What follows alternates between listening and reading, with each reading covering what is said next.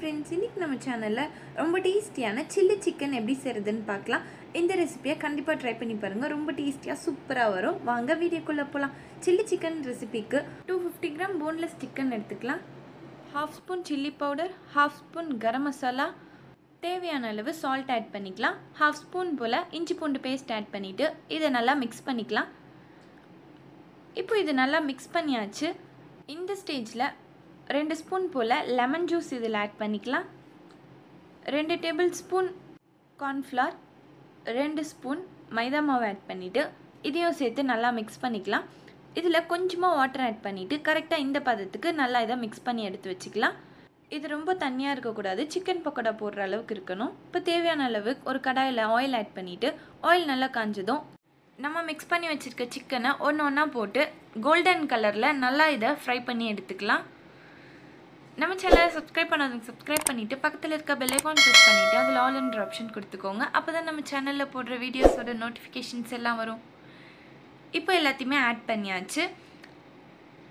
இது ஓரளவுக்கு நல்லா கலர் வந்திருக்கு. இன்னும் இது நல்லா கோல்டன் கலர் ஆகிற வரைக்கும் இதை நல்லா மீடியம் ஃப்ளேம்லேயே வச்சு செய்யலாம்.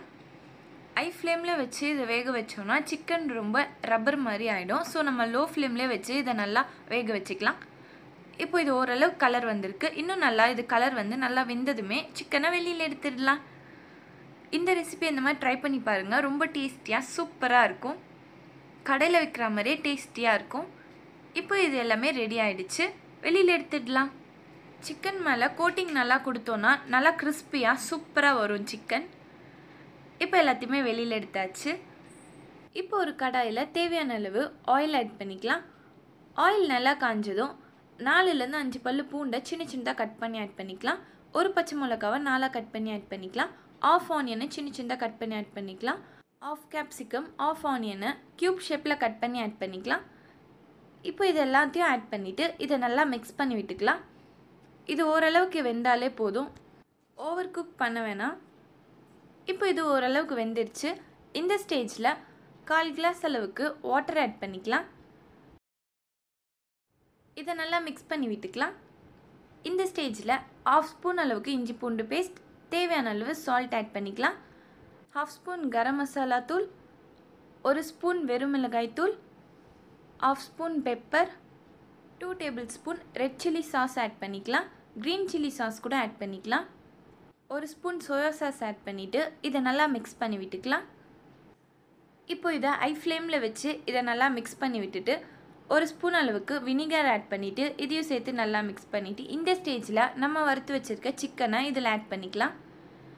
ஹை ஃப்ளேம்லேயே வச்சு இதை நல்லா குக் பண்ணிக்கலாம். இந்த ரெசிபியை கண்டிப்பாக ட்ரை பண்ணி பாருங்கள். ரொம்ப டேஸ்ட்டாக சூப்பராக இருக்கும். ரொம்ப சீக்கிரமாக செஞ்சிடலாம். இதை ஹை ஃப்ளேமில் வச்சு குக் பண்ணோன்னா இது நல்லா கிறிஸ்பியாக சூப்பராக இருக்கும். இப்போ இதில் கொத்தமல்லி ஆட் பண்ணிவிட்டு இதையும் சேர்த்து நல்லா மிக்ஸ் பண்ணிக்கலாம். இது ஒரு 2 மினிட்ஸ் போல் ஹை ஃப்ளேமில் வச்சு இந்த தண்ணிலாம் ட்ரை ஆகிற வரைக்கும் நல்லா இதை மிக்ஸ் பண்ணி விட்டுக்கலாம். இப்போ இதில் கொஞ்சமாக ஸ்ப்ரிங் ஆனியனை ஆட் பண்ணிக்கலாம். இதையும் சேர்த்து நல்லா மிக்ஸ் பண்ணி விட்டுக்கலாம். ரொம்ப ரொம்ப டேஸ்டியான சில்லி சிக்கன் ரெசிபி ரெடி ஆகிடுச்சு. கரெக்டாக இந்த பதம் வரும்போது ஸ்டவ் ஆஃப் பண்ணிடலாம். இந்த சில்லி சிக்கனை சுட சுட செஞ்சு சாப்பிட்டோன்னா ரொம்ப டேஸ்டியாக ஜூஸியாக கிறிஸ்பியாக இருக்கும். கண்டிப்பாக இந்த ரெசிபியை ட்ரை பண்ணி பார்த்துட்டு எப்படி இருக்குன்றத கமெண்ட் பாக்ஸில் ஷேர் பண்ணுங்கள்.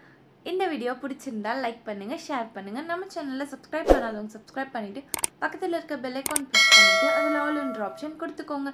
அப்போ தான் நம்ம சேனலில் போடுற வீடியோஸோட நோட்டிஃபிகேஷன்ஸ் எல்லாம் வரும். தேங்க்ஸ் ஃபார் வாட்சிங்.